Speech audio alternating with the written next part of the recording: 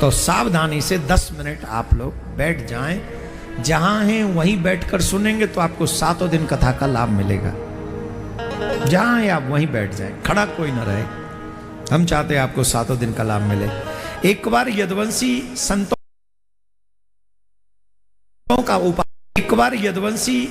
का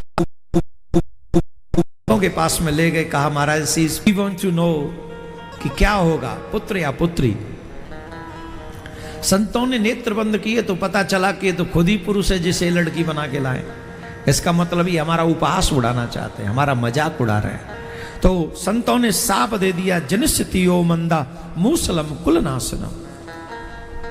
इससे जो जन्म लेगा वो मूसल होगा और तुम्हारे कुल का नाश कर देगा। जरा ध्यान से सुनिएगा मेरे भाई बहन, आपसे आग्रह।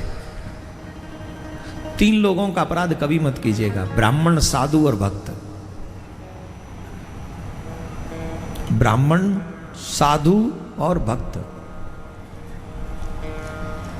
इन 3 का विनाश करने के बाद कोई सुरक्षित नहीं बचा। इनका अपमान करने के बाद बचा नहीं है वो, उनका विनाश हो गया, जड़ मूले न नाश हुआ। और तुम्हारी मन मर्जी नहीं चलेगी, वहां शास्त्र का विधान चलेगा। संविधान सिर्फ भारत तक सीमित है, पर तुम्हारा मानव जीवन भारत तक सीमित नहीं है। लोक परलोक सब में तुम्हारे कर्मों का लेखा जोखा होगा, सब में। तुम्हें बनाना, तुम्हें मिटाना, ये एक ऐसी परम सत्ता है जो तुम्हें हर पल वॉच करती है। वही तुम्हें बनाती है, वही तुम्हें मिटा देती है। 3 का अपराध मत करना, और जिन्होंने किया है उनका विनाश हुआ है, साधु, ब्राह्मण, भक्त। आप ही के महाराष्ट्र में 2 साधुओं की निर्मम हत्या हुई थी, याद है कि भूल गए? बोलिए, याद है? पालघर याद है कि नहीं? और मैं जहां भी रहूं मैं भूल नहीं सकता कि पालघर में निर्मम हत्या हुई थी साधु संतों की, और हिंदू समाज उस समय मौन था। सारे नहीं, बहुत लोगों ने आवाज भी उठाई, ऐसा नहीं है कि हम ही थे अकेले, और बहुत लोगों ने आवाज उठाई है। लेकिन संतों का अपमान करने वालों का विनाश निश्चित है। तो वो मूसल निकला, वो डर गए, उग्रसेन जी के पास में गए कि इसे चूरा बना के बहा दो। तो उन्होंने पीस के सागर में फेंक दिया, तो एल का नाम की घास बन गई। इतनी कील बची थी, ऐसे ही फेंक दिया। उसे मछली ने निकल लिया, मछली को शिकारी ने पकड़ लिया, शिकारी ने वो कील तीर के आगे लगा दी। ये क्रम बन गया। सभी यदुवंशी एक बार, प्रसंग तो बहुत है, भागवत का समय नहीं है। एक बार सभी यदुवंशी प्रवास क्षेत्र में पहुंचे। किसी कारण उनकी मति भ्रम हुआ, और भ्रम के कारण एक दूसरे को अपशब्द बोलने लगे। अपशब्द जब बोलने लगे तो उसी घास को उखाड़ उखाड़ के एक दूसरे में मारने लगे, और वो घास ऐसी बन गई, तलवार का काम करने लगी, एक दूसरे का सर काटने लगी। और फिर बलराम जी महाराज उन्हें रोकने गए, लेकिन विनाश काले विपरीत बुद्धि। जब नाश मनुष्य पे छाता है, पहले विवेक मर जाता है। जिसके ऊपर विनाश छाता है ना, उसका विवेक नष्ट हो जाता है पहले, वो विवेकवान नहीं रहता। बलराम जी पर भी शस्त्र उठा लिया, तब भगवान लेकर गए उन्हें कि अब हमारी लीला पूरी हो गई है, अब आप पधारें। तो भगवान बलराम जी भी, उनके मुख से सर्प निकला और वो पाताल में चले गए। बलराम जी महाराज ने अपनी लीला को पूरी किया। बोल बलराम जी महाराज की। फिर सभी यदुवंशी लड़के आपस में मरने लगे। भगवान ने एक वृक्ष के नीचे दाएं चरण के ऊपर बाएं चरण को रखकर विराजमान हो गए, बाएं चरण के ऊपर दाएं चरण को रखकर विराजमान हुए। उनके चरण की आकृति ऐसे बनी थी ना, थोड़ा तो ऐसा लगा जैसे मृग का मुख। तो शिकारी को लगा कि कोई मृग बैठा हुआ है, तो मृग समझ के तीर चला दिया, भगवान के चरणों में लगा। अब बताइए, जो भगवान महाभारत के युद्ध में हजारों हजार बाण सह गए हो, कुछ न हुआ हो, वो एक शिकारी के बाण से कहते अब हमारी लीला पूरी हो गई। क्यों? भगवान अपनी इच्छा से आते हैं और अपनी इच्छा से लीला पूरी करके चले जाते हैं। उद्धव आए, उद्धव ने आके बहुत सारे प्रश्न किए, एक और बात कही, आपकी लीला पूर्ण होने पर धर्मः कम शरणम गतः, धर्म किसकी शरण में जाएगा? तब भगवान ने कहा कि मैं अपने स्वरूप को भागवत में विराजमान करा कर जा रहा हूं। जो भी मनुष्य, जो भी जीव भागवत की शरण में आएगा, उसे ये सोचना चाहिए कि वो मेरी ही शरण में है, मुझ में और भागवत में कोई भेद नहीं है। भागवत की पूजा, भागवत का अर्चन, भागवत का बंधन, भागवत की सेवा, भागवत का श्रवण जो मनुष्य करेगा, उसे कृष्ण भक्ति का पूर्ण फल मिलेगा। तो हमको यही सोचना है कि भागवत के रूप में विट्ठल भगवान ही विराजमान है, श्री कृष्ण विराजमान, यही भाव होना मन में। तो भगवान ने कहा कि द्वारका डूब जाएगी समुद्र में, ये होगा, आदि आदि वो क्रम बता दिए और अपने यदुवंशियों की देवियों को उनको उचित स्थान पर पहुंचा देना, भगवान ने सारी बात उनको बताई। उसके बाद भगवान ने अपने स्वरूप को भागवत में विराजमान कराकर भगवान अंतर ध्यान हुए। उसके बाद कलयुग का वर्णन आता है। 1 मिनट कलयुग का वर्णन हम कर देंगे, उसके बाद कथा को पूर्ण करेंगे। कलयुग के वर्णन में, कलयुग की 4,32,000 वर्ष की आयु है। 1 मिनट थोड़ा सावधानी से बैठो प्लीज, मोबाइल जेब में रख लो। अब ऐसे, अरे जो कुर्सी वाले वो भी थोड़ा रीढ़ की हड्डी पे जोर डाल।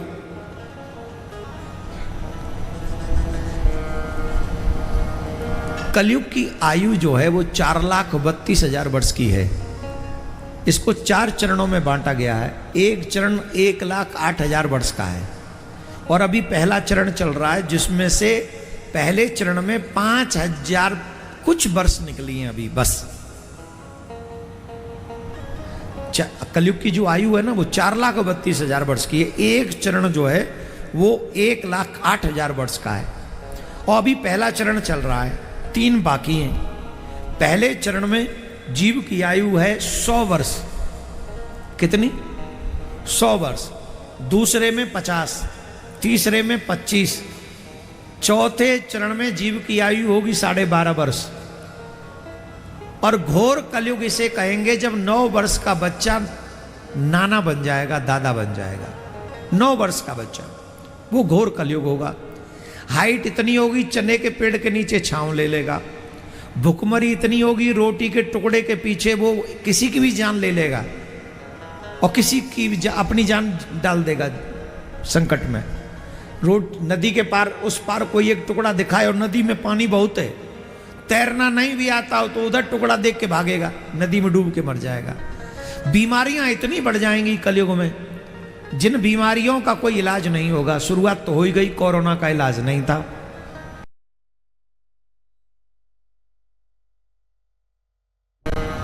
कोरोना का इलाज नहीं था। कलयुग में घोर भयानक आंधियां आएंगी, इतनी पहाड़ टूटने लगेंगे, सूर्य तपाने लगेगा, रिश्तों की कंडीशन ये हो जाएगी। आज तो हमको पता है हमारी माँ कौन है, पिता कौन है, भाई कौन है, बेटी कौन है, बहन कौन है। कलयुग में ये किसी को पता ही नहीं होगा कि मेरे बाप का नाम क्या है, मेरा बाप कौन है, मेरी माँ कौन है। जहां कोई रिश्ता नहीं, जैसे पशु जिससे जन्म लेते हैं वयस्क होने पर उसी के साथ रमण करते हैं, ठीक वही कंडीशन पशुवत मानव की हो जाएगी। जब घोर कलयुग छा जाएगा तब कलयुग के अंत में भगवान कल्कि का प्रादुर्भाव होगा। मुरादाबाद डिस्ट्रिक्ट में संबल ग्राम में ब्राह्मण विष्णु यश के घर में भगवान कल्कि का अवतार होगा और फिर ये जितने भी चिरजीवी हैं, हनुमान जी, परशुराम जी, अश्वत्थामा, बलिर्व्यास, ये सब उनकी सहायता करेंगे और उसके कारण फिर ये सभी पापियों का विनाश कर देंगे और पुनः सतयुग प्रारंभ हो जाएगा। लेकिन मेरा एक क्वेश्चन आपसे है, आप सबसे, जब हम आज अपना कल्याण नहीं कर पा रहे हैं, जहां रिश्तों की मर्यादा भी है थोड़ी बहुत, जहां भागवत कथा भी है, जहां हम तिलक भी लगा सकते हैं, जहां हम पूजा पाठ कर सकते, भजन कर सकते, रोकने वाला कोई नहीं, अभी आज तो कोई नहीं है, तो जब आज अपना कल्याण नहीं कर पा रहे हैं तो आने वाले समय में कर पाएंगे? जवाब दीजिए। हैं? इसीलिए कहता हूं अभी नहीं तो, अभी नहीं तो, अभी नहीं तो, हे मेरे भाई बहन, उस बुरे समय के आने से पहले अपना कल्याण करो। भगवान ने बहुत अच्छे समय पे हमको भेजा है, तो उसका विवेक का इस्तेमाल करो। माथे पे तिलक, गले में कंठी, हाथ में कलावा, मुख में भगवान विठ्ठल का नाम और सर पे शिखा। सत्संग करो, अच्छे बनो, औरों को अच्छा बनने का पाठ पढ़ाओ। इन्हीं कर्म के साथ में आइए हम भागवत का प्रथम श्लोक उच्चारण करें और भागवत को संपूर्णता की ओर लेकर चलते हैं। भागवत का पहला श्लोक बोलेंगे। सच्चिदानंद रूपाय, सच्चिदानंद रूपाय, विश्वोत्पत्त्यादि हेतवे, विश्वोत्पत्त्यादि हेतवे, तापत्रय विनाशाय, तापत्रय विनाशाय, श्री कृष्णाय वयं नमः, श्री कृष्णाय वयं नमः। सच्चिदानंद घन सर्वेश्वर सच्चिदानंद भगवान को हम प्रणाम करते हैं। भागवत के प्रथम स्कंद में 19 अध्याय हैं। सूत सौनक संवाद है 6 प्रश्नों के साथ। सूत सौनक संवाद है 6 प्रश्नों के साथ। पहले आता है द्वितीय स्कंद जिसमें सद्यो मुक्ति क्रम मुक्ति का वर्णन है। तृतीय स्कंद में 33 अध्याय हैं जिसमें सर्ग का वर्णन है। विदुर मैत्रेय संवाद है। चतुर्थ स्कंद में 31 अध्याय हैं। विसर्ग लीला का वर्णन है। इसमें चतुर्धर्म का वर्णन है कि कैसे किस किस को कैसे धर्म का पालन करना चाहिए। पंचम स्कंद में 26 अध्याय हैं। स्थान शक्ति लीला का वर्णन है।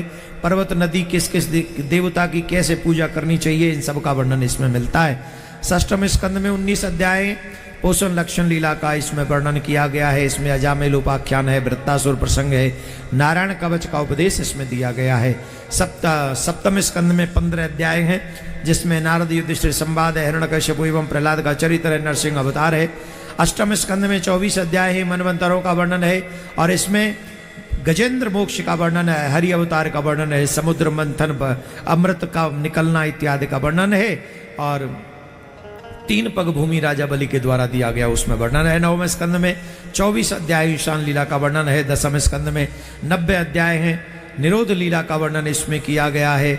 तमाम लीला है, मथुरा में जन्म लेना, कारागार में जन्म लेना, फिर ब्रज जाना, गोकुल में लीलाएं करना, माटी खावन लीला, पूतना बध लीला, अकासुर बकासुर तृणावर्त इत्यादि का वध करना, ये सब लीलाओं का वर्णन, मथुरा में आना, कंस को मारना, द्वारिका जाना, ये सभी लीलाओं का वर्णन 10वें स्कंद में है, जिसे 2 भागों में कहा गया है, पूर्वाद और उत्तराद। और फिर एकादश स्कंद में 31 अध्याय हैं, मुक्ति लीला का वर्णन है। द्वादश स्कंद में 13 अध्याय हैं जिसमें आश्रय लीला का वर्णन है और इसमें 13 अध्याय हैं। आइए दोनों हाथ जोड़िए, भागवत का अंतिम श्लोक उच्चारण करेंगे। नाम संकीर्तनम यस्य, नाम संकीर्तनम यस्य, सर्व पाप प्रणाशनम, सर्व पाप प्रणाशनम, प्रणामो दुख समनस्, प्रणामो दुख समनस्, तम नमामि हरिं परम, तम नमामि हरिं परम। एक श्लोक का आधा श्लोक का 2 चरण आप बोलेंगे मेरे साथ। त्वदीय वस्तु गोविंदम, त्वदीय वस्तु गोविंदम, तुभ्यमेव समर्पये, तुभ्यमेव समर्पये। हे गोविंद, तेरा जो भी कुछ दिया हुआ है हम सब तुझे समर्पित करते हैं। हमारे पास ऐसा कुछ नहीं है जो हमारा हो, जो अलग से हमारा हो, सब तुम्हारा ही है।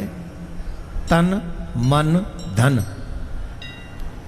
तेरा तुझको समर्पण।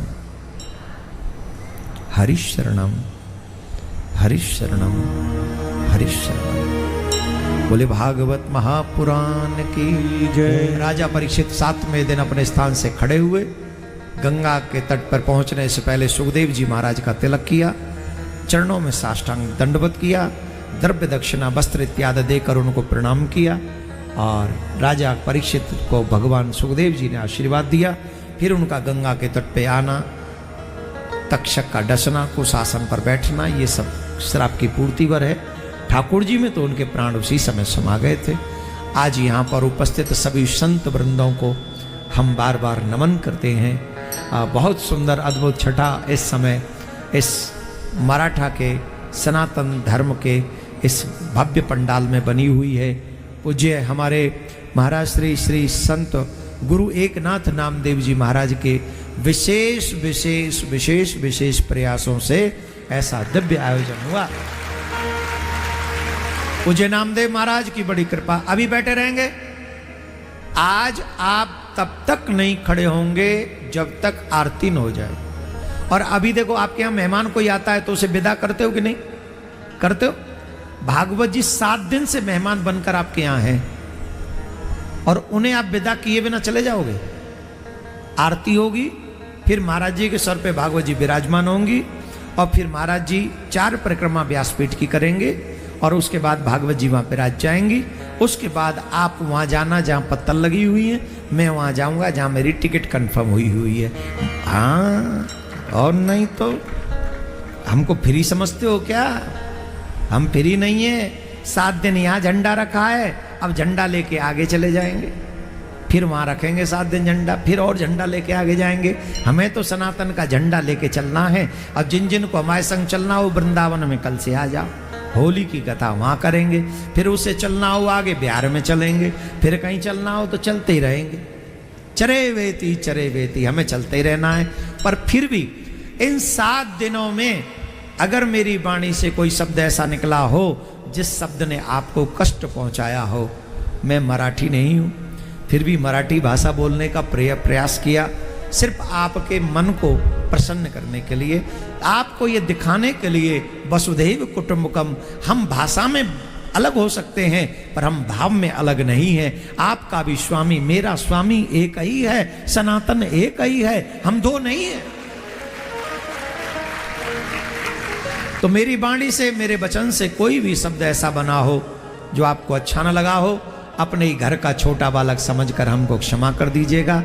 सबसे छोटा बालक हम ही हैं आपके घर के, तो क्षमा कर दीजिएगा। और अच्छी लगी हो कोई बात तो उसे जीवन भर अपने साथ रखिएगा, वही बात आपका बेड़ा पार कर देगी। ये हम आपको विश्वास से कहते हैं, एक बात बेड़ा पार कर देगी।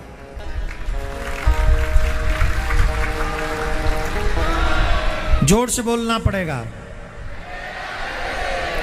एक और बार,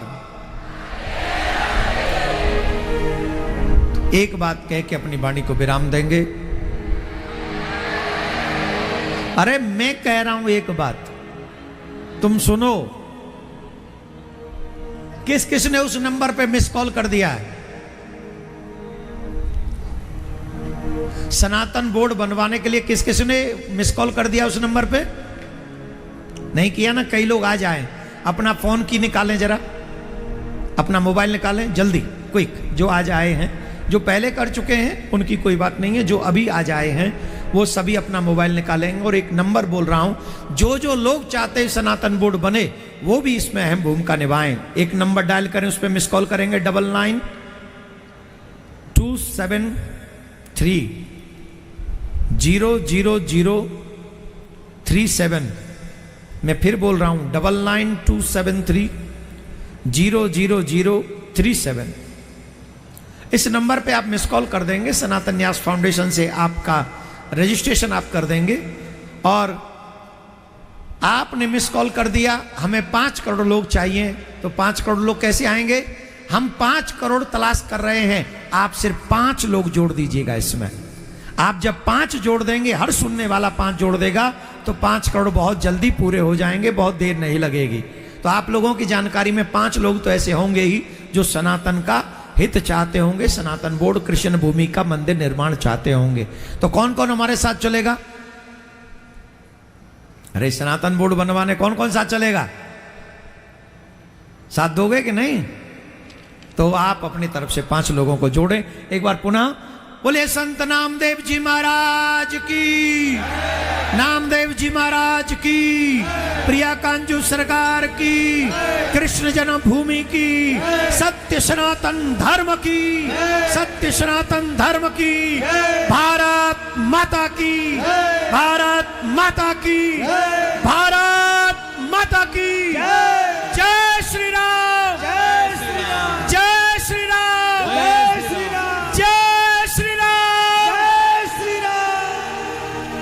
3 घंटे बोलने के बाद भी मुझ में इतना दम है, और तुम सुन सुन के भी बेदम हो रहे हो, कैसे सनातन की सुरक्षा होगी?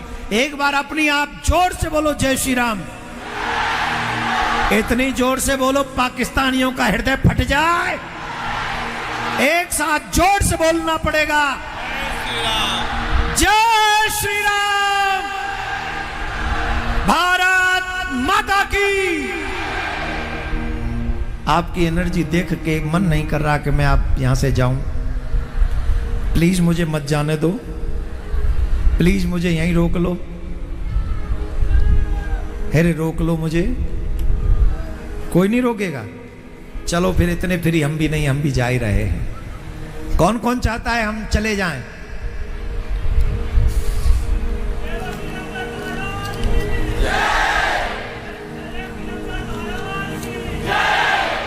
आप सबका बहुत बहुत साधुवाद। कल वृंदावन में 3:30 बजे से कथा होगी, आस्था पे लाइव होगी। आप लोग अपने घर में बैठकर यूट्यूब पे और आस्था पे दोनों जगह देख सकते हैं। तो आप लोग यूट्यूब को सब्सक्राइब कर लें अभी, और आस्था पे कल 3:30 पौने 4 बजे लाइव शुरू हो जाएगा। तो कल वृंदावन से भी आप लोग जुड़े रहेंगे। अब पूज्य हम कथा को चाहेंगे थोड़ा शीघ्रता पूर्वक आरती हो, और आरती के बाद आरती का दर्शन आप लोग करेंगे, भागवत जी को विदा करेंगे, उसके बाद आप यहां से पंडाल छोड़ेंगे। राधे राधे।